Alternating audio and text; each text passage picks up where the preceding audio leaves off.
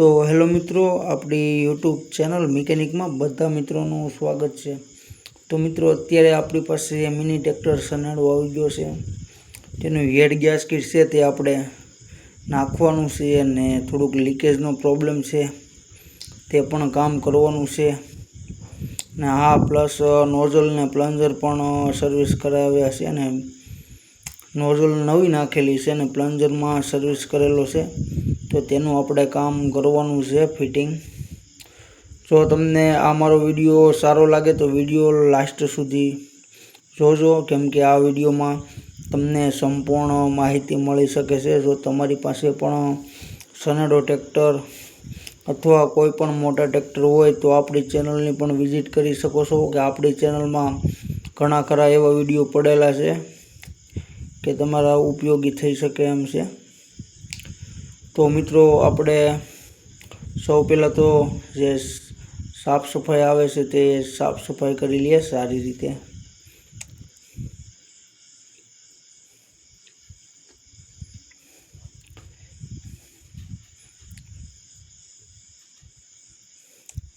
કેમ કે મિત્રો, આમાં જે સફાઈ કરવી ખૂબ જ જરૂરી છે। જે કાર્બન છે તે કાર્બન બધું કાઢીને આપણે સાફ કરી લઈએ।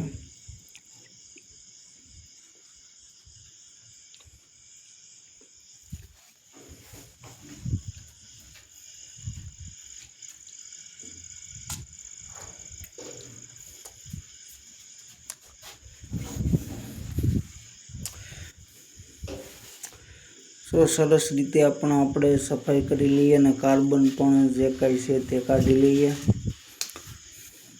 ત્યારબાદ મિત્રો, આપણે ફિટિંગ કરવાનું રહે છે।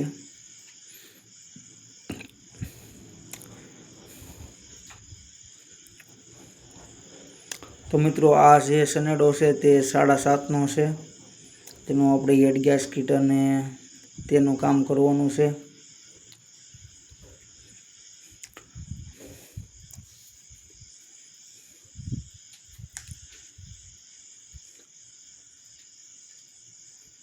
તો સારી રીતે આને પણ કાર્બન છે તે કાર્બન બધે કાઢીને સાફ કરવો પડે છે, તો ફાયરિંગ પણ સરસ આવે છે। તો મિત્રો, આમાં ઘણી બધી એવી જે ડીઝલ બળે તેની આ હેમરી હોય છે તેને સાફ કરવી પડે છે।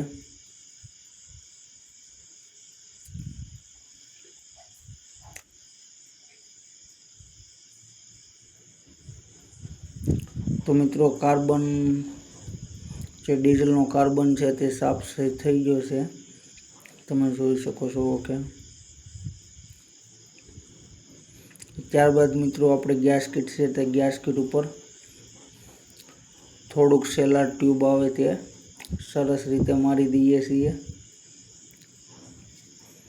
કેમ કે સાઈડમાંથી જે ગેસ્કેટ આવે તે ગેસ્કેટ ઘણી ફેરું સાઈડમાં થઈ જાય છે, એના માટે ગેસ્કેટ ખરાબ થઈ જાય છે એના માટે।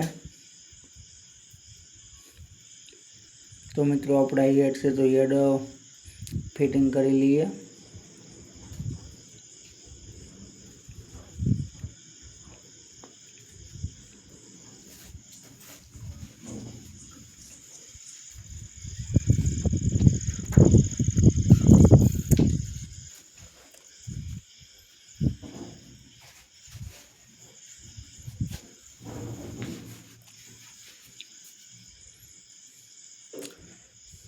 તો મિત્રો, બિલકુલ આસાનીથી ફિટિંગ થઈ જાય છે, તમે જોઈ શકો છો કે।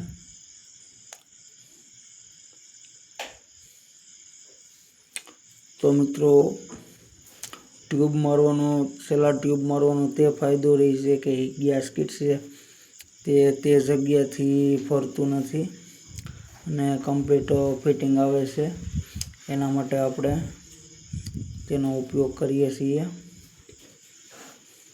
ને હા મિત્રો, એમાં સેલાર ટ્યુબ આવે તેનો જ ઉપયોગ કરવાનો રહેશે, કેમ કે એના બોન ટ્યુબ ન નખાય, એના બોન ટ્યુબ આવે તે લગાડાય નહીં એના માટે।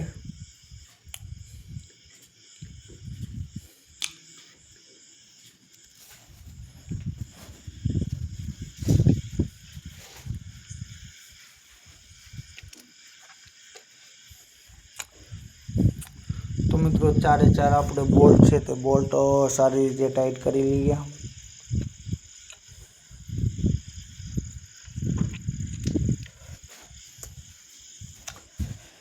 તો મિત્રો ચારે ચાર બોલને એક સરખા જ ટાઈટ કરવાના રહેશે।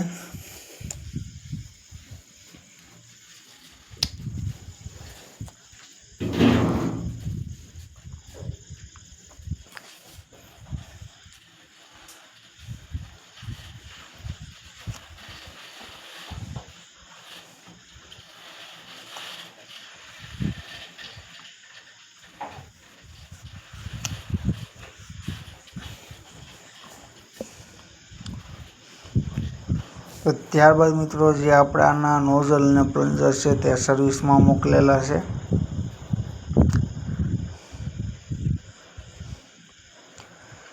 તે આવી જાય એટલે આપણે તેને પણ ફિટિંગ કરી દેવાના છે।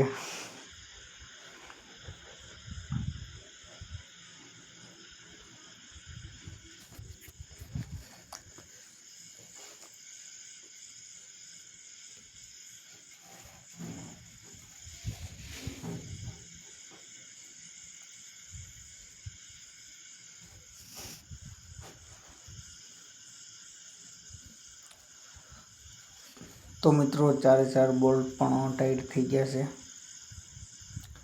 ત્યારબાદ મિત્રો આપણે જે નોઝલ અને પ્લન્જર આપણી પાસે પણ આવી ગયા છે। સૌ પહેલાં આપણે નોઝલ લગાડી લઈએ। તો મિત્રો આપણે એનાબોન ટ્યુબ થોડીક લગાડી લીધી છે જેનાથી ઓઇલ લીકેજ ના થાય એના માટે।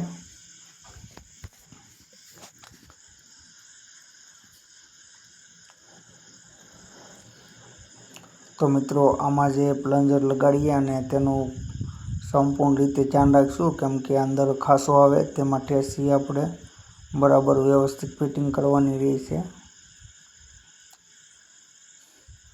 જો તે ઠેસી બરાબર સેટિંગ ન થાય તો મિત્રો સનેડો પણ ઉપડે નહીં અને એના માટે ખૂબ જ જરૂરી છે મેળવવા માટે।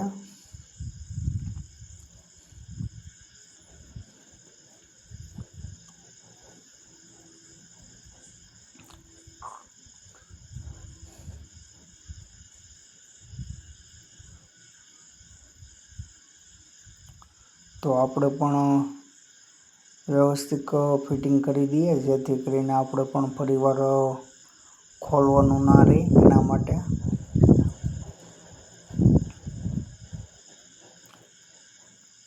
તો મિત્રો આપણું જે પ્લન્જર છે તમે જોઈ શકો છો કે કમ્પ્લીટ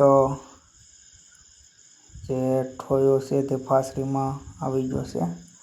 ત્યારબાદ મિત્રો નોઝલ અને પ્લન્જર આપણે બંને સાઈડથી લગાડીને જે સાયલેન્સર છે તે પણ ફિટિંગ કરવાનું રહેશે।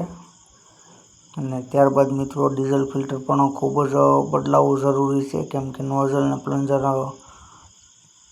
નવા અથવા સર્વિસ કરાવો તો માટે ડીઝલ ફિલ્ટર પણ ખૂબ જ જરૂરી છે બદલાવવું।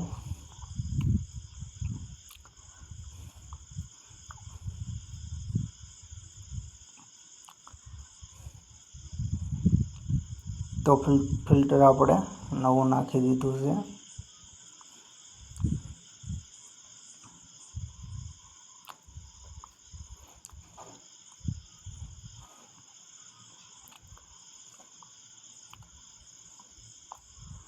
તો ફિલ્ટરને પણ આપણે ટાઈટ કરી લઈએ।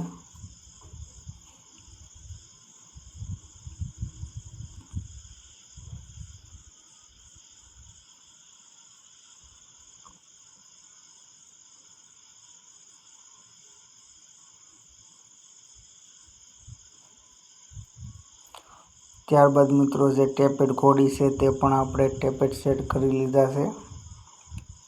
તો ત્યારબાદ મિત્રો આપણું કામ પણ અહીંયા કમ્પ્લીટ થઈ ગયું અને એકદમ કમ્પ્લીટ રીતે સનેડો પણ ચાલુ થઈ ગયો છે। તો મિત્રો ફરી મળીએ નવા જ વિડીયો સાથે અને નવા જ અંદાજ સાથે। ત્યાં સુધી બધા જ મિત્રોને જય હિન્દ, જય ભારત।